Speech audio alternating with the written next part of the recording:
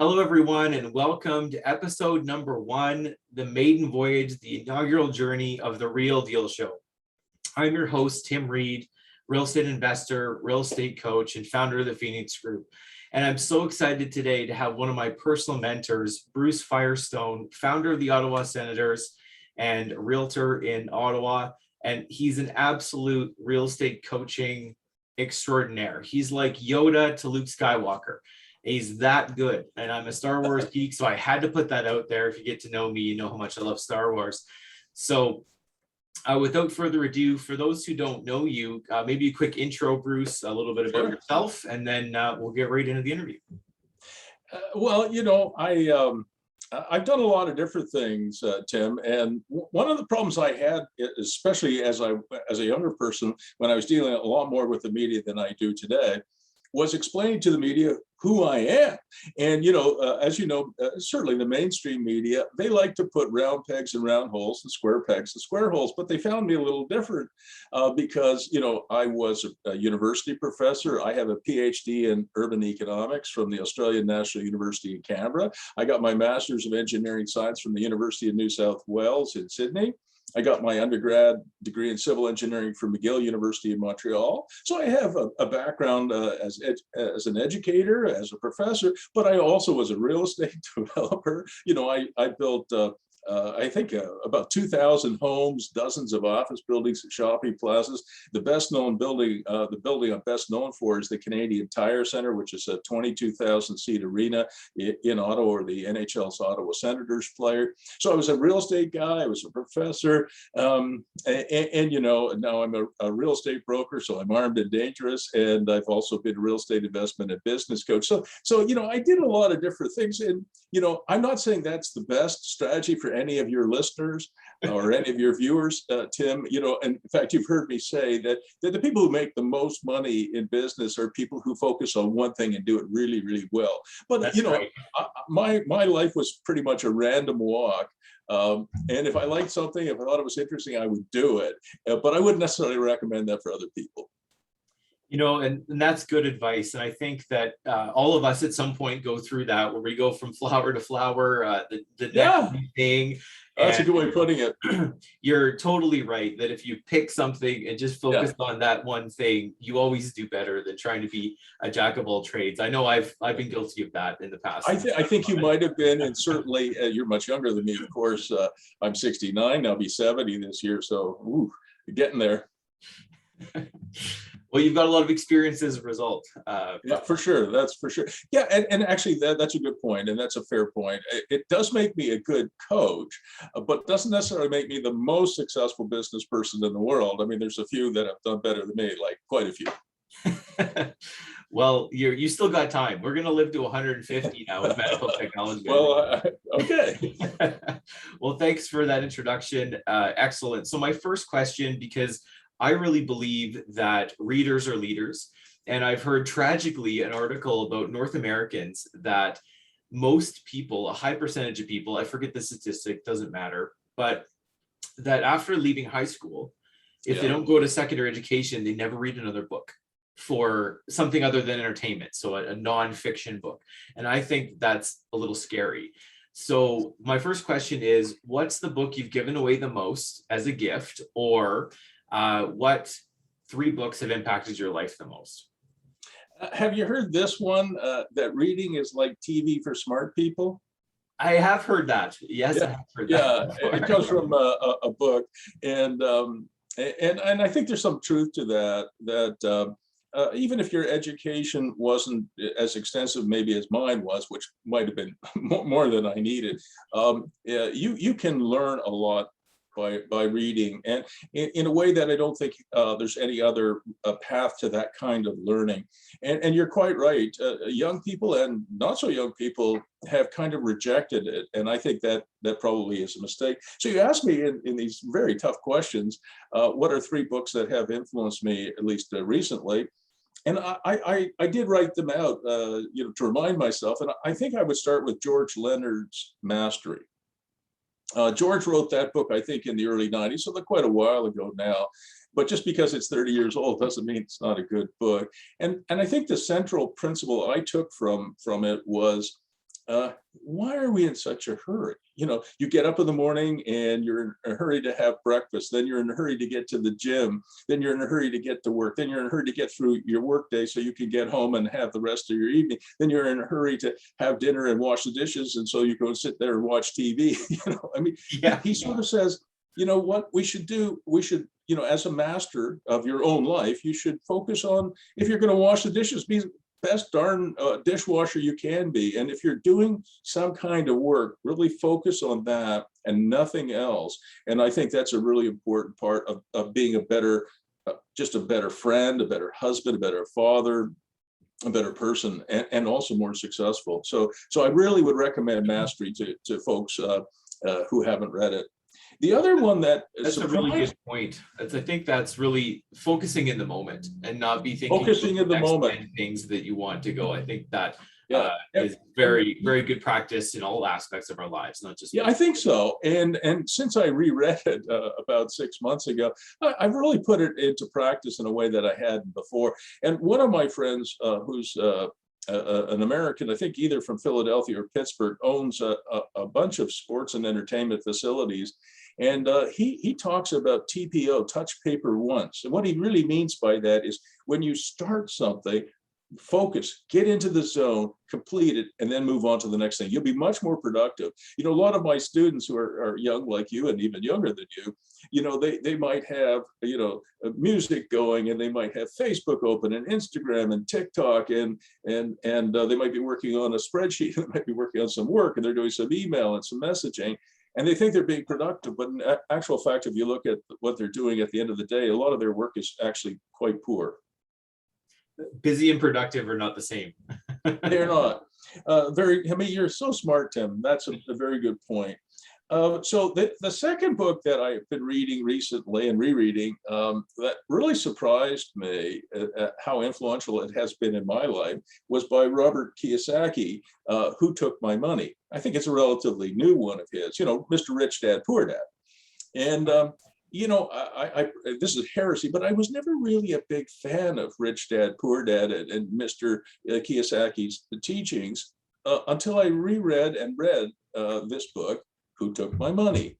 And the bottom line for this book was twofold for me, that fast money beats slow money.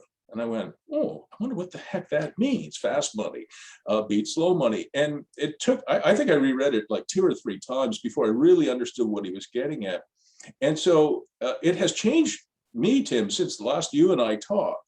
And what the change it has made in my philosophy as it applies to real estate is that that I think what Robert is saying is that you should look at your portfolio. Let's say you have 6 or 8 or 10 properties or 100, I don't care. And you should look at the ones that are the poorest performing ones. And maybe you do sell those. You know, I'm a buy and hold guy. But when I read this book, I said, by golly, I think that's what he means. Fast money beats slow money. So I did that last year, and this year I looked at my personal portfolio and said, well, I got some real rotters here, you know, real bottom feeder properties that are not really making a whole lot of money for my family and I. They're kind of dragging the portfolio down. They're kind of dragging the portfolio down. And so I said to my wife, I'm going to sell this, this, and this. And she said, you never sell real estate. I said, I'm selling these 3. And so what I did was, and I'm not sure this is all of Robert's ideas, but I think it might be. So I sold a few properties and I bought others that have higher cap rates and have greater appreciation potential. So I do think that even though I'm a buy and hold guy, I did learn something from that book that's very important, and I had missed that. And the other part of his teachings that I think a lot of people miss, and which is one of the reasons why I didn't really like Mr. Rich Dad, Poor Dad until recently, is that people think that Robert is teaching no money down real estate. And I don't think he actually is. If you go back to one of his first books, maybe his first book, when he talks about how he bought a condo in Hawaii, you know, in Honolulu, I think back, you know, maybe it's 50 years ago now. And it was, I think it was $45,000 US to buy that condo. And he needed back then to put 10% down, $4,500. And so people say, well, yeah, it was a no money down transaction. It wasn't. He borrowed that $4,500 from a credit card. And as you know, credit card companies have a terrible habit of wanting their money back. That's right. So somebody had to repay that $4,500, and that would have been Robert personally, right? So it wasn't a no money down transaction. However, if you look at it over the next 1 or 2 or even 3 years, it was, because what Robert learned to do was to do proper leasing. He doesn't talk much about animation, which I talk a lot about, which is adding more revenue streams, but he would try and drive the revenues up from his condo rental, try and drive the value up, then refinance it after a year or 2 or 3, pull out the $4,500 he owed to the credit card and maybe a little bit more, Back. Yeah. and then rinse and repeat. So it's not no money down. It's no money down if you look at it over a period of 1 to 3 years. Very good point. I think it's important to make that distinction because we hear a lot about zero down real estate and lots of talking heads online. That's what the real deal is about, is to give you the truth about what I think so. I really respect what you're doing here, and the real deal is the real deal. That's all right. And the third one, I won't say too much about. This one is the $100 startup. It's written by Chris Gibo. And it is so much fun to read. And I have a lot of my students, a lot of my coaching clients read it, because I'm a very big believer in not no money down real estate or no money down startups, but small amounts of money down, so that you learn to, crawl, walk, run, fly, rather than the grassroots philosophy, how to bootstrap a company, right? Take a small investment and just pick away at it, and then maybe something big if you're consistent and finding cool little ways in a niche to do something. I love that. It was a wonderful book, and I strongly recommend it to people, whether it's a real estate investment or it's one of my daughters has started her own a custom clothing business, and quite successful. I think she has like 300,000 Instagram followers, which is great. But it wasn't a no money down transaction in starting her fashion house, which is called Proof. It was the bank of dad. The best bank there is. The best bank there is, because it's free money. Just so for your listeners and viewers, I would say, Tim, when my kids ask me, I have 5 of them, and I love them all. When my kids ask me to borrow money, I always tell them no. I won't lend you any money, but I'll give you some money, because I don't want to have a commercial relationship with my children. So it was definitely the bank of dad that helped. But that is a bootstrap way of starting something, and it wasn't very much money. It might have been $35,000 or $45,000 to buy the equipment and get it going, and it's going gangbusters now. That's terrific. Well, congratulations to her. She's got out there and become an entrepreneur. Not surprising with a dad like you. Well, thanks for saying that. So you mentioned the $100 startup, which leads into the next question very well, in fact, that we find that it's not sometimes the most expensive, thing, your car, your house. These aren't the things that really make our day-to-day lives better and more enriched. So it's a silly question, but what purchase of $100 or less that you made recently has positively impacted your life in the last 6 months? Well, I am going to go back to Robert Kiyosaki's book, Who Took My Money? Fast Money Beats Slow Money. I don't think it cost me very much. Maybe it was $10. I don't remember. I got it from Amazon. It came like Prime delivers it like within a couple of hours, and it has. They're amazing. It has really made a significant difference, because the assets that I replaced, the poorly performing assets with better performing assets, have made a big difference. That's fantastic. And often that's what it is, a little thing. So just for the viewers, I'll tell you my answer on this one, because I just got. I'd love to hear it. I got myself forever I've had wired, earbuds when I'm going for a walk or on my little machine or whatever I'm doing. And I'm not doing enough of that, granted, but I'm working on it. So I got myself some wireless Bluetooth earbuds, and I just love them to death, because now I can go without a cord, and it doesn't get tangled on things. They were about $23 on Amazon, and they were there the next day. It's just a beautiful thing. So that was mine. Now here is the next question. This one is all about, this is the keystone of being a good coach, in my opinion, is you have to be able to tell people what not to do and what to avoid and watch out for, just as much as what to do. Because I think all that's out there, right? That's in libraries for 100 years. It's on YouTube. It's on blogs. People can tell you what to do, but no one talks about, maybe the mistakes they've made and the things they've learned. So my question here is, how is a failure or apparent failure set you up for later success? And do you have a favorite failure that you could tell to the viewers? I think if you're a good coach, I think I'm a pretty good coach, but if you're a good coach, the probably the most fundamental thing you can do is tell your coaching clients when you think that they're on the right track and when they're on the wrong one. And probably telling them when they're on the wrong track is actually more important. Glenn Sather was the general manager of the Edmonton Oilers, the NHL's Edmonton Oilers back in the day. It's a long time ago now. And I asked him what the key to success was on the hockey side of the business. And he said, Bruce, he had a big cigar, Bruce, the best trades I ever made were the ones I didn't make. I said, what does that mean, Glenn? And he said, well, one time the Edmonton Oilers finished first in the National League. They won the President's Trophy, and they got wiped out, I think, in the first round by their arch enemies, the Calgary Flames. That summer, there was a tremendous amount of pressure on Glenn to trade Wayne Gretzky, Mark Messier, Grant Fuhrer, Glenn Anderson, Yari Curry, all these wonderful players that were on the team, probably before you were born. And he said, I made almost no trades. And the next year, they did very well. They went 16-2 in winning their first Stanley Cup. So they went through 4 series, only lost 2 games, and won the Stanley Cup. So he said, my interpretation of that for business is the best deals you do are the ones you don't do.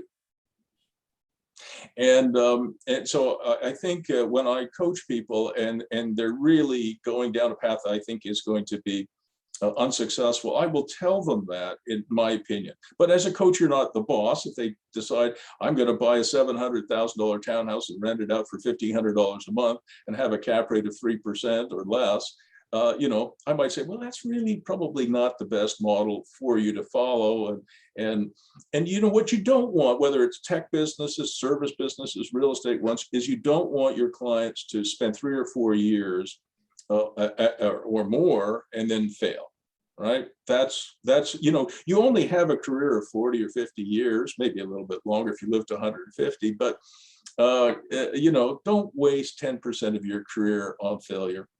That would be a lesson. So I'll give you one that's fairly recent. It dates back to 2020. I think I have this beautiful, beautiful Amish style barn. It's about 4,500 square feet, so big, and it's beautiful. And so my wife and I last year, just as the pandemic was, or before the pandemic started, I think, so it might have been 2019, we decided we're going to turn it into a house, a cottage. And the cost for doing that was insane. So I said to my wife, I don't think we can do that. And so I said, I have a better idea. I'm going to turn it into an event space. I do some coaching, a lot of it on Zoom, of course, now mostly on Zoom, but back then I actually did some live coaching. Yeah. And I would have sometimes 50 or 60, 70 people show up. I'm going to turn it into an event space. And one of my daughters wanted to get married there. It's a beautiful, beautiful structure. So I said, I'll turn it into an event space. Then the pandemic hit. Ouch. And I said, I don't think anybody's showing up for live events anytime soon. And for all I know, it could be another few years, who knows? So that failed. And then I had an idea, well, I can't be a home, it won't be an event space. How about we just use it for storage? Except there's so many mini storage places around, they're like mushrooms. Mini storage, those garages you open up, you throw your crap in and close it and put a lock on it. So I actually advertised, I got 4,500 square feet of storage, nobody wanted it. So there I was with a building that was generating 0 income, and it's a beautiful structure, as I said. So then I said, wait a second, I might have a better idea. 8.3 million Canadians in 2020 were on the CERB benefit, and about 30 or 35 million Americans were unemployed. It was terrible. And it's better now, but it's still not where we, I think, need to be. So I said, a lot of those people are starting gigs, like my daughter I mentioned, like Jessica, who started her dressmaking business. Little small cottage business. Yeah. So I said, I'm going to turn this into a bunch of little workshops. And so I did that. And I think I spent $125 on a Kijiji ad one month and another $125 the next month. And I filled up the entire place with wonderful entrepreneurs doing. I've got a welder in there, a master timber framer, a guy who makes cigar box guitars. I didn't even know there was such a thing, but there is. A lady who makes handmade soaps, a lady who makes furniture out of wood pallets. I've got a boat builder. I mean, it's just unbelievable. And such a nice group. So I really like that workshop model. And I've got people in LA and Saskatoon, in Texas and Florida, in Arizona, also now doing the workshop model, where you take an old building, which maybe can't be used for much else, and you turn it into a bunch of small workshops as small as 200 square feet. So that's a failure followed by a failure, followed by a failure, followed by a success. That's amazing. Thanks for telling us that story. It's good to be candid about those things. And sure. One point I think maybe the viewers may have missed there that's really important is that you put a Kijiji ad up and you were testing the waters, right? Mm-hmm. You didn't go and re-outfit that barn again and spend a bunch of money. You went and got feedback from the market first and said, oh, great, I've got inquiries for rental. Now we'll do this. And right. I think exactly that's really key. It is. And I call it guerrilla marketing research. And going back again to my Senators days, Tim, we had Hill and Knowlton, which was a big outfit headquartered, I think, in New York City, do some market research of how many season tickets we could sell for the Senators. And they came back with a study, it was this high back in the day. Pages. Yeah. It was very big, and they'd done lots of interviews. And they concluded that we could sell 100,000 season tickets in Ottawa. I said, that's great work, you guys. Send it off to the NHL. They'll be super impressed. A, it's a big firm. B, it's a huge number. But I can tell you, I didn't believe a word of it. Of course, I didn't tell the NHL that. I didn't tell Hill and Knowlton that. But in the 30 years since, the maximum number of season tickets the Senators have ever sold in one season is like 12,000. And that taught me something about market research. Missed the mark by a little bit. They missed it by a little bit. So here's what happens. If I come to you, you're in Calgary, and I say, this is when I think the Flames were playing in Atlanta or something like that. And if I say, would you buy a season ticket if the NHL came to Calgary? Your answer is, yeah, absolutely, I would. And if you ask 100,000 people in Calgary, probably 50,000 of them will say, oh, absolutely. But when you actually ask them to go into their jeans and pull out, a few $1,000s of cash and buy the ticket, oh, well, I'm not so sure now.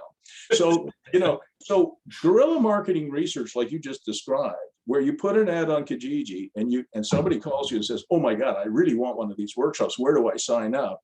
That's real, because they know there's a cost and they know what the cost is, and they're prepared to give you a signed lease and a credit card or whatever right away. And when I put the ads up for storage, crickets. When I put the ads up for workshops, if I had 45,000 square feet, Tim, instead of 4,500, I'd rent every one of them. Incredible. So I just wanted to emphasize that, because it's really, I'm glad you did. I wouldn't have picked up on that.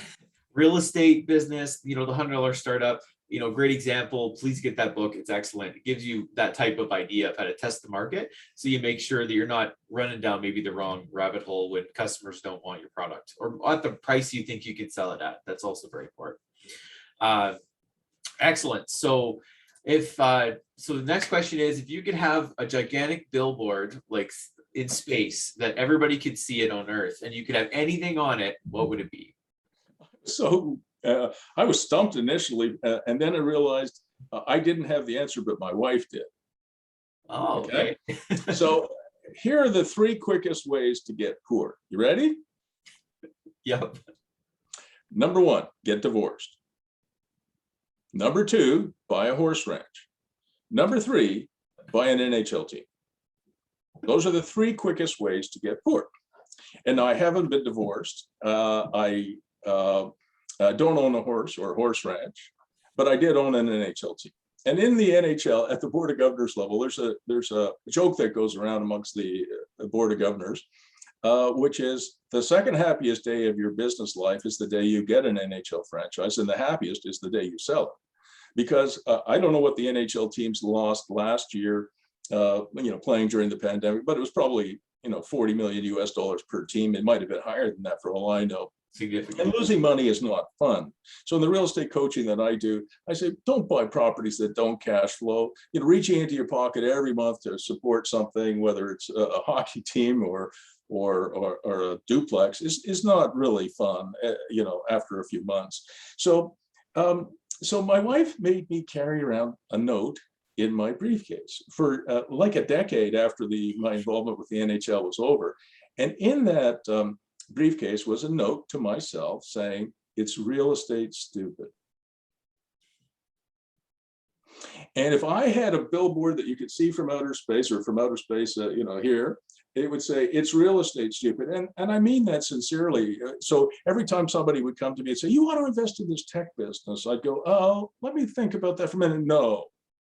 And I'm not against investing in tech businesses. It's just, I don't know anything about it. So I know something about real estate, but that's about it. So I am not interested in mutual fund salesmen, life insurance salesmen, 401ks, RRSPs, tax-free savings accounts. With all due respect, I think the financial planning industry is a disaster, and provides very poor quality advice. That's just my opinion. Other people may not agree. It certainly has not worked for me. The only thing that worked for me is real estate. And, if you and I were to invest, $500,000 in a duplex or a triplex, and we don't get along for some reason or something else happens, we could probably sell that for what we paid for, maybe a bit more. But if we invested in a tech business and it wasn't successful, or a service business and we probably wouldn't get much for the business, right? So real estate is fairly low risk. It's not risk-free, but it's fairly low risk. And if you know what you're doing, it can be fantastic. And I'm just going to say one thing to your viewers and listeners, and that is, I helped one of my daughters buy a house in Ottawa in 2017. It's a small house, half a double, 3 bedrooms, 2.5 bathrooms. She bought it for $345,000. She and her husband and her baby, the bank and dad helped a little bit, I might say again. But she bought it for $345,000, and then this year, 2021, so 4 years later, she had to refinance it or just renew her mortgage or something. Anyway, she needed an appraisal, and I said, yeah, we'll get you an appraisal. She said, Dad, what do you think it's worth? You got to remember, I'm a realtor. I should know this stuff. So I said, well, you bought it for $345,000, and Ottawa real estate's gone up a lot. So I think it's worth $600,000 thereabouts, I hope anyway. Oh, she said, that'd be great. So we had it appraised by a proper appraiser. It wasn't, a drive-by appraisal. It was a real guy who can do these things and is professional. He came back, it was $760,000. Wow. More than double what she paid for it. She went, wow, this is fantastic. And let's sell it. Think about how rich I'll be. I said, well, Miriam, you and your husband, Jeremy, and your baby got to live somewhere. You just have to buy another place and you'd pay $760 for it. That makes no sense. So she said, well, that's right. So I said, hang on to it. Can you imagine what it'll be worth? She's a young person, what it'll be worth when you're my age. And of course, when you're a young person, you can never actually visualize yourself being actually 69 years of age.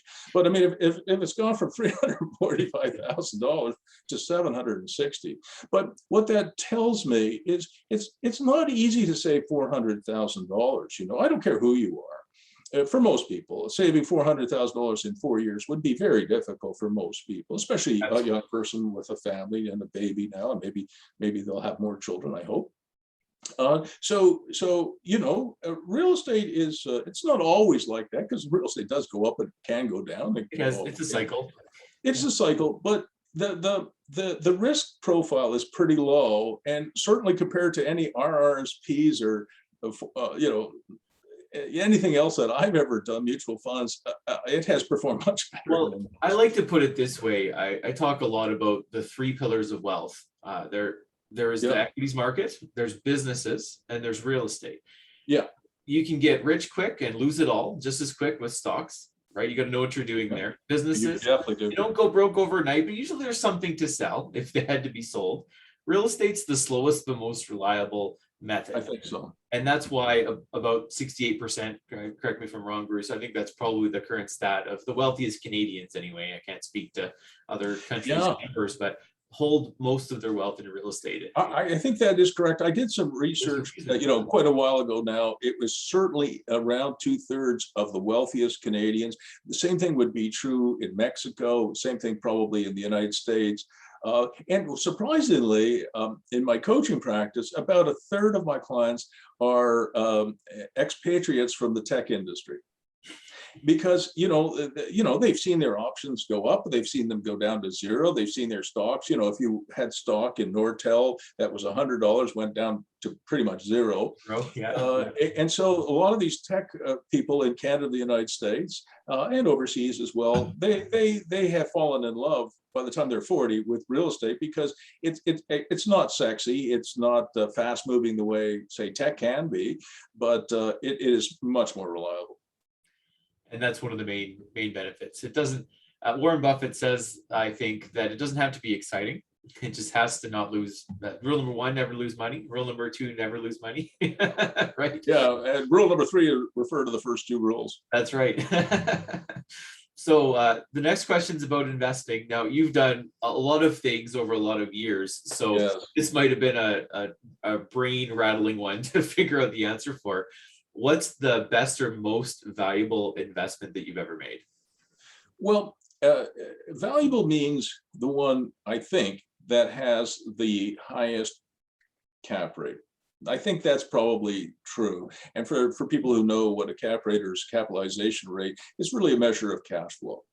Because, a lot of people, they're looking for inflation or appreciation in real estate. Well, that's very useful, no doubt. But if you have a real estate investment that has 6% cash cap rate, or 8% or 9%, that's probably going to work pretty well for you in terms of building wealth over your life. And some of the investments I've made have been north of there, and quite a bit north of there.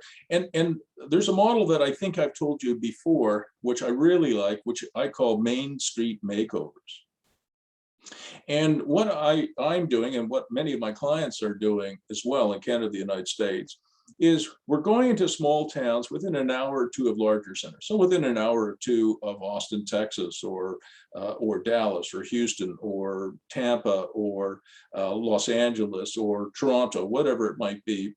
And we're going into these small towns. Typically, they have population 35,000, 55,000. They're small towns. And we're going onto these old main streets where they have these classic buildings that, for many of them, have been sort of relegated to second tier, and have been forgotten about. And there's no businesses in. Yeah, I mean, well, for example, many of these main streets, they're really actually quite beautiful.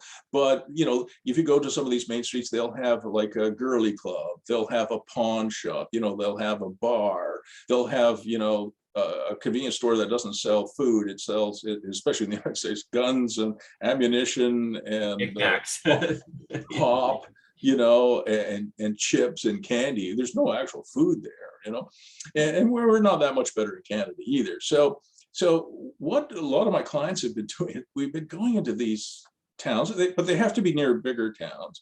And we've been buying these buildings. So I bought a few of them, and I bought one last year in the pandemic. It's a 3-story building. It's got 3 retail spaces here, 4 apartments here, and 6 on the 3rd floor. So it's only a 3-story building. The building was built 149 years ago, so it's quite old. And it had been completely, neglected. Oh my gosh, if I showed you pictures, you'd fall off your chair. So it was a power of sale. And so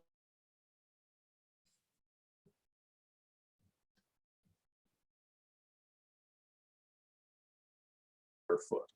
Okay, you can't build a doghouse for $24 a square foot. And I renovated it. Can you hear me okay? Yeah, you cut out there for just a second, but I can hear you good now.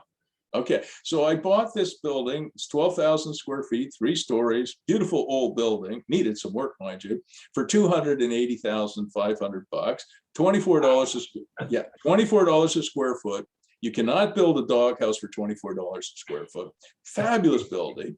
And I just got it reappraised recently for $3.2 million. Now that's a heck of a good return on investment. That was really good. And I'm not alone. You know, I teach this stuff, and you know, I had a young fellow, younger than you. He's like 29, really brilliant guy, and never finished high school, I don't think. He went into a small town, and he was the first one to do a Main Street makeover. This would have been, I think, 4 years ago, or maybe 5 years ago now. And he bought this wonderful old building on the main street in a small town, and it was very small, like 10,000 people, not 30 or 40 or 50,000. And it can work anywhere. Yeah, it does. And he bought it for $132,000. It had 2 retail spaces at grade and 3 apartments above. Needed some, you know, tender loving care and some renovations. He added another unit. He was able to add a 4th unit. And he's just so smart. And within a year, like, was it like maybe 8 or 9 months later, he had it reappraised for $550. He put a new mortgage on, I don't know, $350,000 or $400,000, took all his money out, had a bunch more. And he said, this is a great model. And now he owns about half of that Main Street. He just went along and bought all the buildings. And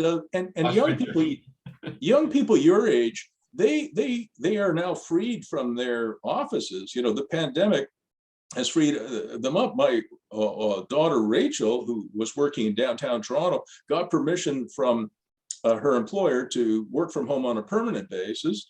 And so instead of buying a house in Toronto, they bought it in Whitby, which is about an hour, I think, east of Toronto. And, you know, so they were, instead of having to buy a $2.5 million home, which they couldn't afford, they could buy something in Whitby, which was very nice for a much better number, and still make Toronto salaries. So young people have more freedom today to move around. And so the Main Street makeover model was good 5 years ago. It's even better today. Excellent. Thanks for your answer on that one. So here's again, a little bit more of an off-the-wall question, which I absolutely love. So what's an unusual habit or absolutely absurd thing that you just love to bits? So I thought about this one. And so I'm not addicted to drugs or alcohol or anything like that, but I do have a couple of addictions. One is to my wife, and the other is to writing. And, you know, I write something called learning outcome novels. And I think I created the genre. I don't know anybody else who's done it. And I've written, I think I've written 4 of them so far. And so what I'm trying to do is I'm trying to tell stories that are entertaining, but at the same time, you know, where they have a learning outcome, where you're going to learn something. And because I know something about real estate, you know, most of the books that I've read over the years, which purport to deal with business of any type, are really terrible. And highly technical. The people who are writing them, they might know something about writing a love story, a spy story, a murder mystery, whatever, but they don't know anything about business. And so I thought, well, I can do better. So what I do is I usually have characters that are trying to do good things. There's obstacles, of course, in front of them. There's always a bit of a love story, because love stories tend to power, you know, a novel, but there's a learning outcome. And the most recent one, which I'm working on, I'm about a third of the way through, is called Twilight Zoned. I'm looking forward to reading. Yeah, it's coming. And what it's about is it's about this young carpenter from Texas who is a single parent. He's got a young daughter. And for some reason, they end up in Boise, Idaho. I spent quite a bit of time in Boise, so I thought I'd set it there. And they come to Boise. He's a carpenter. He has no money. I mean, he's completely broke, and, you know, for reasons. And he has a brother, or I think it's a half brother, actually, half brother living in Boise, who runs kind of a halfway house. And so the young man and his daughter find their way from Texas to Idaho, and they it's actually not set in Boise. I created an imaginary community called East Dubois. Like, Boise was established by French Canadian fur traders. You know, it was called Boise. Oh, really? It's called it Boise, yeah, but it was called Boise. So I thought, to continue with the French thing, I would create this imaginary community called East Dubois, which is east of Boise, Idaho, and that's where the brother is. So this young man and his daughter come there, and and he is the catalyst for taking, it's kind of like Main Street makeovers for the whole town of East Dubois, which is very poor. It's Hispanic, it's Black, it's Indigenous folks, it's white folks, but they're very poor. So it's an imaginary community. And what do you do to take a community that's in real distress and is next to a very successful community, like Boise is very successful economically? How do you resuscitate it, right? How do you animate it? So that's a learning outcome. It's called Twilight Zone, because as you can imagine, one of the biggest impediments that I found and many others have found in the real estate business is that we're fighting our zoning codes all the time. I totally agree. And I think that might be a topic for another video. I've got some strong opinions. I'm sure, I know you do. So if you want, I'll send you the first 9 chapters of Twilight Zone, and you could be a Please do it. Reader. Yeah, send it over. Right. I'd love to read. Excellent. So the next question is, in the last 5 years, what new belief or behavior or habit has most improved your life, either corporately or personally? So I think, what happened for me was after, my hockey days, after my real estate developer days, after my teaching days, as I approached 60, I knew I wanted to do something different. And I remember, Tim, what my dad said to me before he passed away. He said, people should never retire. You might change what you do, but just to sit around all day and watch TV would be terrible. And I said, I understand that, Dad. And I hate golf. I'm so bad at it. So I'm not going to golf every day. That'd be like having a job I hate. So I wasn't sure what to do next. But again, I wasn't just going to sit around and vegetate. That's not good for a person, I don't think. So I actually went out and I got myself a life coach. And I worked with her for about 6 months.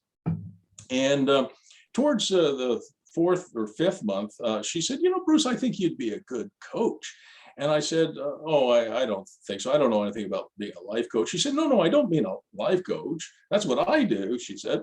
But you might be a good real estate investment and business coach because you know something about that.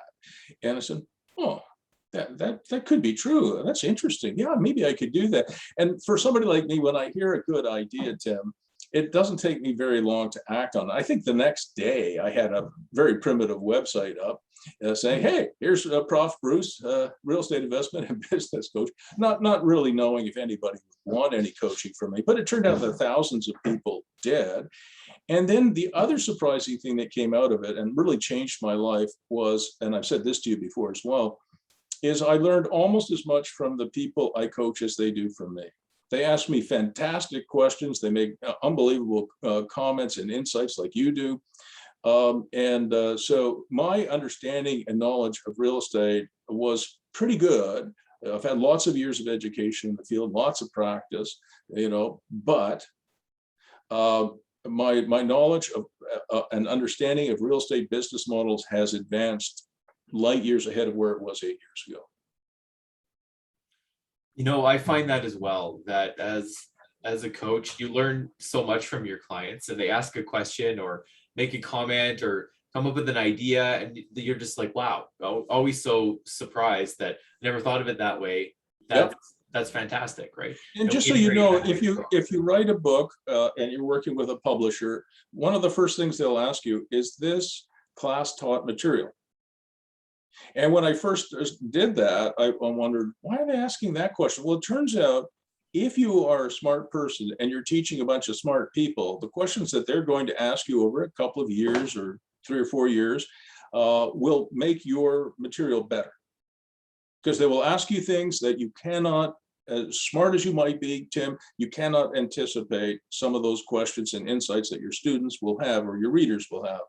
And so they ask you, is this a class taught material? And if it is, that's a definite plus. That publishers do like that. Good advice for those that are looking out there to possibly write a book. And I think a lot of people would like to write one, but just don't know how to get started. And if just start, that's my comment. And you had your idea and you had a website the next day, like taking action, right? Sitting on the Take couch action. will not get you to where you And want to go. my PhD supervisor, his name was Max Neutzer, a very tough guy. He was really hard on me. Said to me in that German accent of his, he said, "Bruce, the first million words are the toughest." And I went, the first million words are the hardest. And I didn't really understand it. And, you know, I was a young guy. I was intimidated. You know, he was professor of professors. And what he meant by that is writing is just like anything else. You get better with practice. You got to just start. And that's the most important thing. So when we talk about, you know, young people, my age or maybe a little bit younger, what advice would you give to a smart, young, driven, bright-eyed, bushy-tailed college student about to enter the real world? So let's get the real deal on what they should be looking out for. What advice should they listen to? What should they ignore within their industry? This is a bit self-serving, Tim, but I do think that they should try and find a coach or a mentor. I had a coach when I was a young person in my late 20s. His name was Murray, and Murray Thompson. And Murray was in his 50s and very experienced, and he really helped me in so many ways. And then unfortunately, he took early retirement at 55. And he moved to Florida and retired. And he had been a very successful business person. He had many community involvements. He was coaching people like me as a 28, 29-year-old. And he went to Florida, and about 3 or 4 months, maybe 5 months after he retired, I called him up and, "How's he doing?" He said, "Well, Marion and I, we get up in the morning, we have breakfast, we go for a walk on the beach, we come back, we have lunch, then I have a siesta, I lie down. And then in the afternoon, we would have a cocktail, watch the sun go down, then we watch a bit of TV." I said, "Oh, okay." So I didn't want to comment on that. I just, "Oh, okay." And about 2 weeks later, his oldest son, Scott, went to visit Dad in Florida. And he was sitting, you know, across the living room from his dad. And his dad all of a sudden looked up, had a massive heart attack, and passed away before he hit the floor. So he was, I think he might have been 56 by that point. And I don't know, but I felt, and I could be completely wrong, but I felt that if he had stayed involved in business and stayed involved in the community and stayed involved as a coach and mentor, maybe he would have had more of a reason to continue than he did. I don't know that, but to young people, I think if you could find somebody that you like and trust is very important, and has a bit more experience, he or she can help you find your way. I could not have found my way to coaching without my life coach, and it has changed my life. And so even though I was 60 or 61 when I got some life coaching, it changed my life immeasurably. And there's some things you just can't do for yourself. You know, we're all so busy, you know, doing this that we don't see, you know, what do they say? You can't see the forest for the trees. Yeah, I think so. And I know that I couldn't, and whether I was 60 or 61 or 28 or 29. So that would be the advice I might give somebody. You know, that's absolutely great advice. And I think that there's this perception, and I have an engineering background as well. I did that for years in corporate. And I think young people have, maybe shifting now a little, we have this perception, we go to college, we get our degree, whatever it might be in, and we just walk out the door with our diploma and we get a job.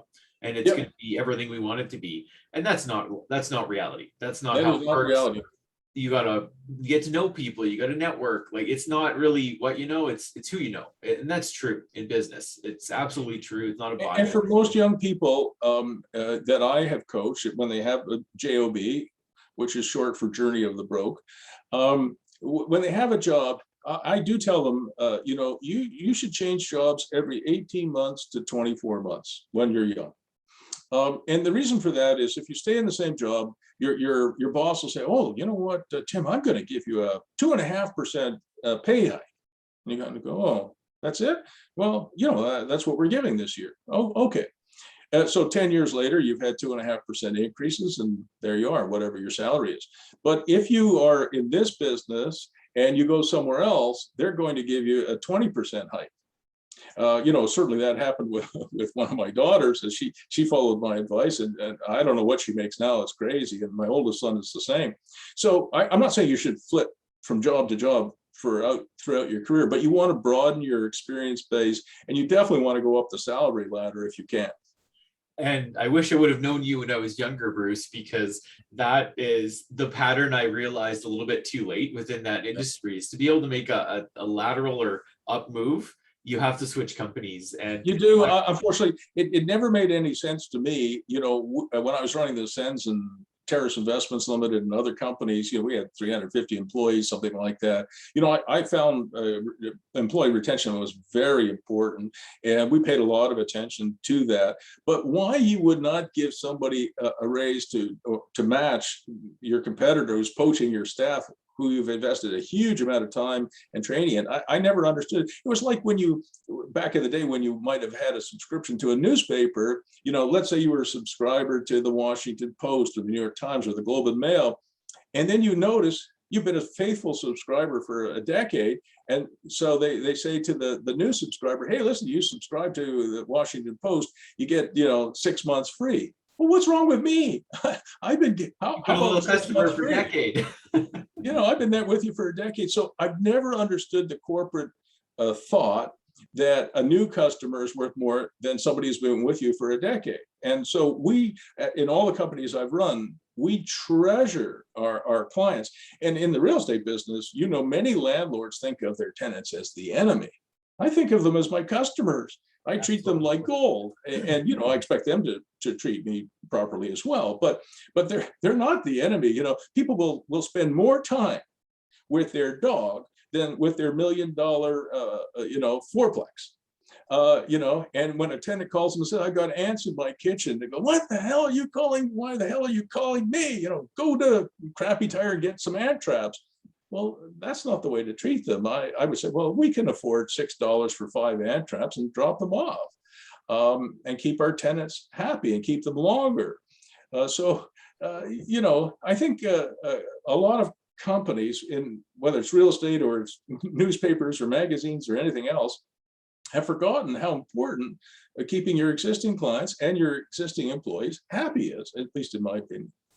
I definitely agree. I certainly see that. And to loop back to coaching, that I've been in this industry for over a decade as a real estate investor. And I know you have. Where things really changed is when I started to get more help. I think part of the fault of engineers is that we figure, we'll figure it out on our own, right? We're kind of very independent like that getting help, getting a mentor, getting coaching sooner in your journey, whatever your journey is definitely something that you should consider. And for me, make that jump. The fact that I didn't replace Murray Thompson from the age of 29 when he passed away to 61 before I got myself another coach was a big mistake. Very good comments. Appreciate your honesty there. And if I could have gone back and done it all over again, I would have got coaching sooner. Right. That's one of the things I'll say. Yeah, me too. Next question here. What are bad recommendations you hear all the time in your profession or area of expertise? Well, I'm a crypto skeptic. When I read that $600 million have been stolen from one of the crypto exchanges, I'm really, really concerned about that. Mind you, somebody I suppose could steal money out of your bank account too. So there's a lot of bad advice out there. There's no question about it. But there's one that stands out for me. And when the Sens went bankrupt in the mid 2000s, I was there. I was 54 years of age. I had to restart my career. So, I've had a wonderful career, but I wish I could tell everybody it just went like up and to the right, like no, it went like this, and then it went like this, and then it went like this again, right? I said to my wife, when the Sens went bust, because our salary budget went from $6.5 million when we started the Ottawa Senators to $85 million just a few years later. that's tough to, and the Canadian dollar went from, I think, 90 cents when we bought the team to like 62 or 63 cents. So, and salaries were paid in US currency. So it was very tough. So the Sens went bankrupt and I had to restart my career. So I said to my wife, well, my plan hasn't worked very well, honey. I'm going to go and talk to the 3 top financial planners in Ottawa because my plan sucked. I've got to have a better plan, because when you're 34, if things go wrong, you got a lot of runway to fix it. But when you're 54, not so much. And so I went to see 3 financial planners, and everybody tried to sell me mutual funds and RSPs and tax-free savings accounts and all kinds of other stuff that I didn't really like. But I remember one of them wanted to sell me a life insurance policy for $10,000 a month. I wasn't even making $10,000 a month back then, and I said, well, that's a lot of money for life. Oh, he said, life insurance will do this, this, and this, make your tea, it'll change the bed for you, do everything, monitor everything. And he had graphs and everything else. And I said, well, 10,000 a month is a lot of money. And it's 120,000 a year. I don't think I was making no money back then. I had to find a new career. And so what he didn't tell me, which I found out later, is if I had been stupid enough to sign that policy, he would have got an $80,000 upfront commission. And when I heard that he was supposed to be a friend of mine, and we're not friends anymore, I was really hurt. I will tell you, I was really hurt. So I said to my wife, holy smokes, the financial planning industry doesn't seem to have any solutions for us. And she wrote down on a piece of paper, I think 3 times, large writing, it's real estate stupid, it's real estate stupid, it's real estate stupid. Bruce, you know something about real estate, you get back to it. And I said, that was the best advice I had, far better than the financial planning industry. But I'm still hurting, here we are 15 years later, from the fact that a friend of mine would not disclose something. And I've since learned by talking to thousands of people in Canada, the United States, and overseas, that the financial planning industry is letting them down too. I think they do the best they can with the tools they're given, but I think the game is rigged. And this might be an unpopular opinion, but it's just my opinion that I think that the incentives and the tools that those reps are given, and they're good people doing a job with a framework that I think is broken, that the incentive for the companies offering those products isn't in alignment with the client being successful. And you average it out for most people being very passive in their investments in those products, kind of setting it and forgetting it and abdicating, I call it abdicating the control and the monitoring of that sector of their life. It doesn't turn out very well. And anything you pay attention to, put focus on, it expands, right? So if you're not putting attention to it, you're kind of setting it and forgetting it. It's just like asking your tenant to mow the grass. Well, if you don't ever go check, well, guess what? You're going to have dandelions up 6 feet and you're going to have challenges. And the same thing is true with your investments. And within that industry, if you set it and forget it, the game's kind of rigged against you. That's just my opinion. And I think there's a lot of good people in that industry, but the system itself needs some shaking up, not so much the people playing it. I think the game is the problem. So in the last 5 years, next question, what have you become better at saying no to? Well, I said earlier in our conversation that I do say no to people who call me up, and I get a lot of calls like this, they're starting a tech business, they're starting a new crypto thing, and I get endless invitations, and I'm grateful really to participate in, other people's schemes, but I'm really good at saying no. But the real answer, I think, is this, that I've been tracking my coaching success since I started 8 years ago. And I have about a 97% success rate.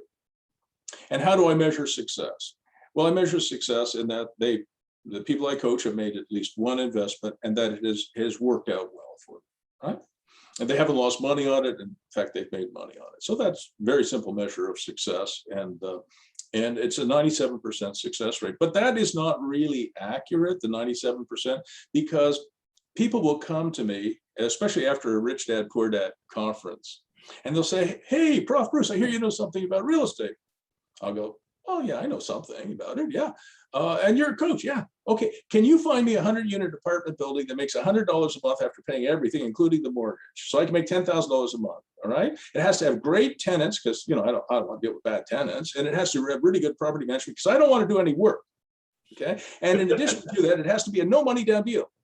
And I'll say to them, did you just do a Rich Dad, Poor Dad conference? They say, how do you know? How did you know? And I'll say, I've got those calls too on occasion. yeah, you'll get those calls too. And I'll say, well, I am not going to tell you that never happens, that there's not a no money down deal out there somewhere that somebody did once. But I think that happens less often than winning, the mega bucks lottery.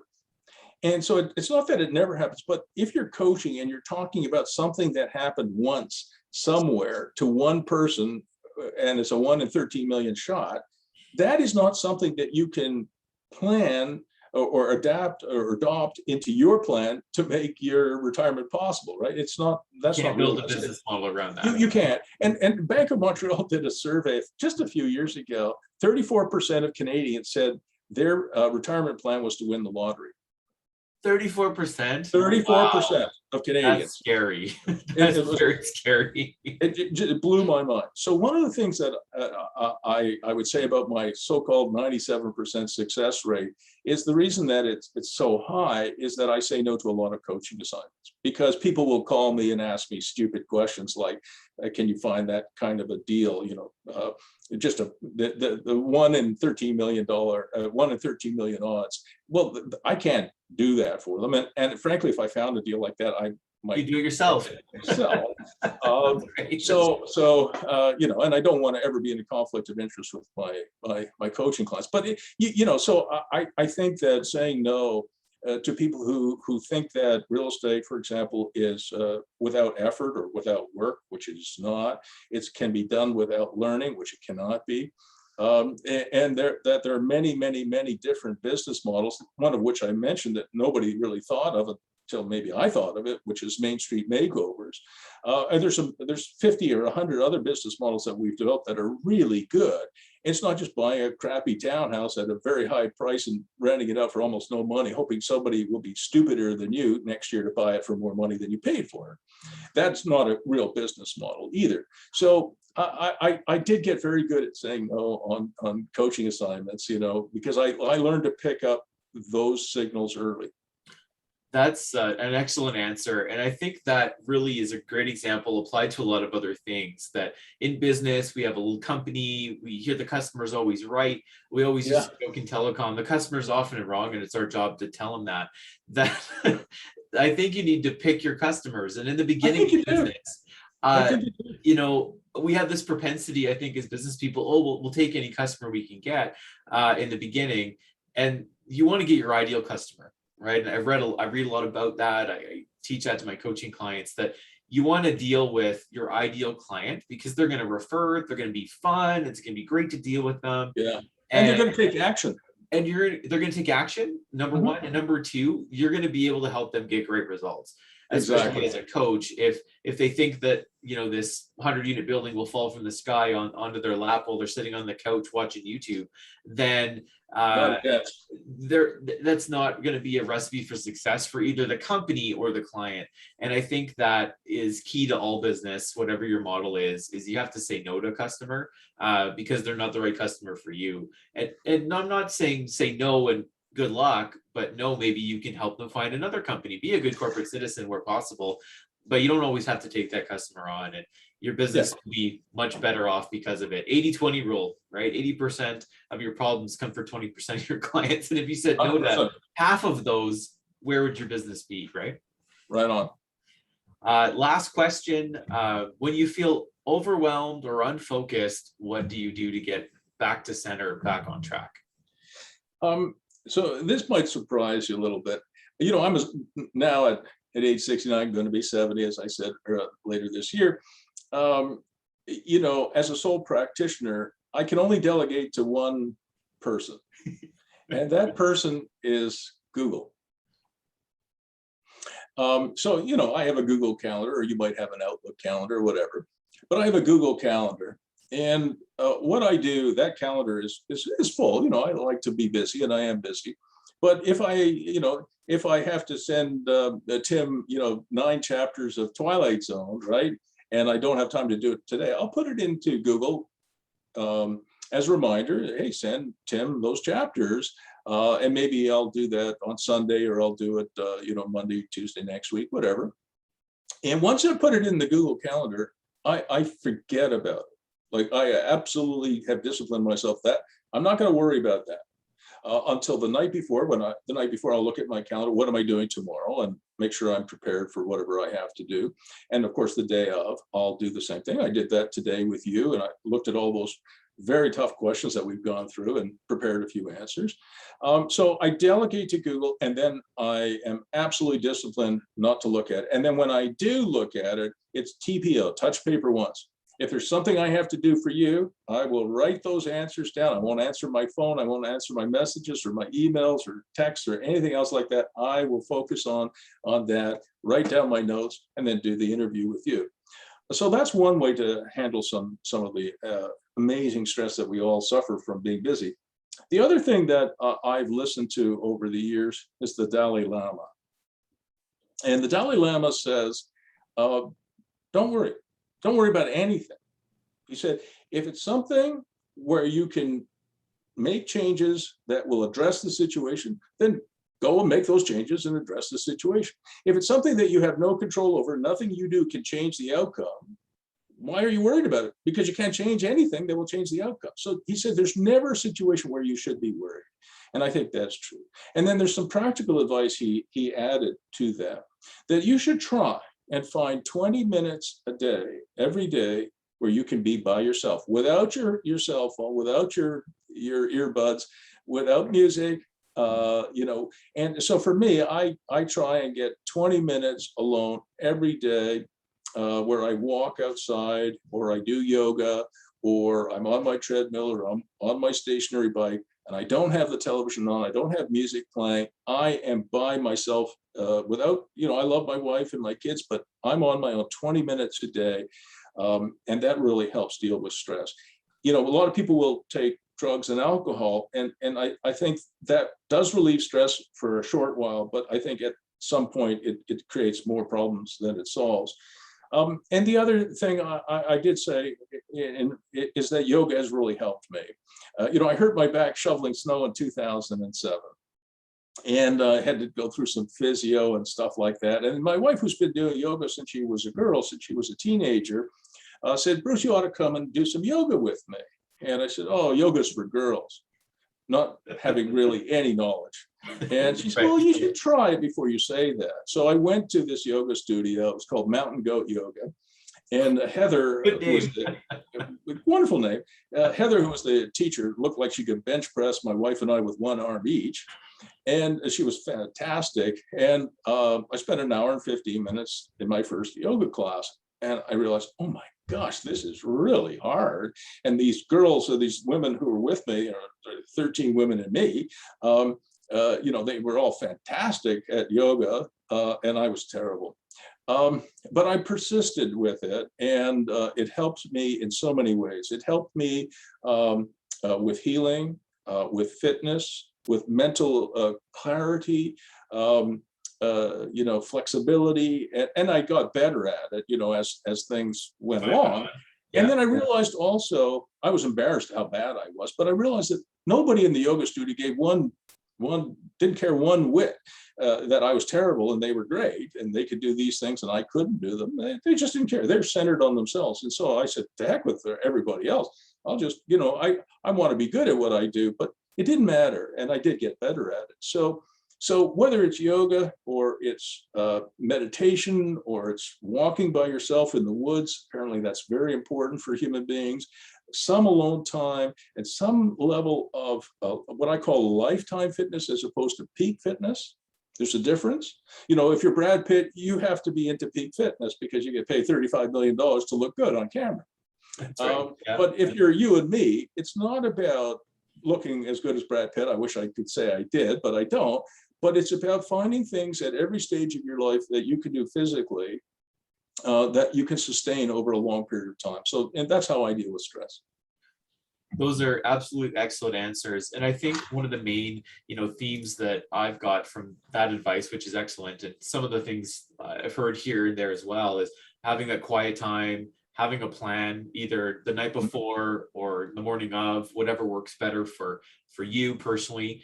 That way you don't have to figure out what you have to do. You can just start on your list and go through it. Right. And then having time carved out of your day, whether it's the total quiet time, like you suggested, meditation, going for a walk, that you need to put that in your calendar too. And it's a meeting 100%. just like meeting the Queen. Like you wouldn't miss that for anything. You had a broken I leg, wouldn't. you'd limp there, right? Yeah. That you have to fence that time off. And that Yeah. certainly helped me, because usually our personal stuff, the gym and cooking dinner, those are the things sometimes as business people, entrepreneurs, that get pushed. And it's certainly an adjustment that I've made, and it's helped, is to make that non-negotiable, right? No matter what, that personal growth, that taking care of your health time block on your calendar, don't move it, don't change it. A meteor could hit the earth and you're still there walking in the woods. That, I think, the overall theme is to have those things included in your day and just make sure they happen consistently. I agree. Can we end this with one more comment from me? 100%. Love it. So it might be very awkward advice for some people, but I'm going to say it anyway. Never do today what you can do tomorrow. And the reason I say that is that's not about procrastination. It's about, if it doesn't have to be done today, why are you doing it? You should be doing today the things that are non-urgent and are important, as opposed to urgent and not important. And so when I look at I have an interview coming up at 11 a.m. Eastern time, 9 a.m. Calgary time with Tim, that's important. It's not urgent, but it's important. And I'm going to get ready for it. I'm going to do the best job that I can. But if there's something else that is in my calendar, I go, well, that's not urgent.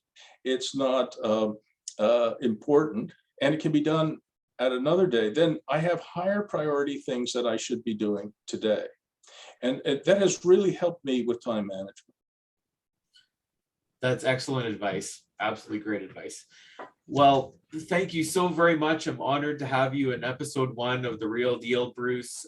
So happy you're able to make the time. It's always a pleasure. Always good to see you. You've helped me so much, in my business, and look forward to maybe doing another one of these down the line. Always a pleasure. And I look forward to seeing everybody else in episode 2 of The Real Deal. Thanks for tuning in.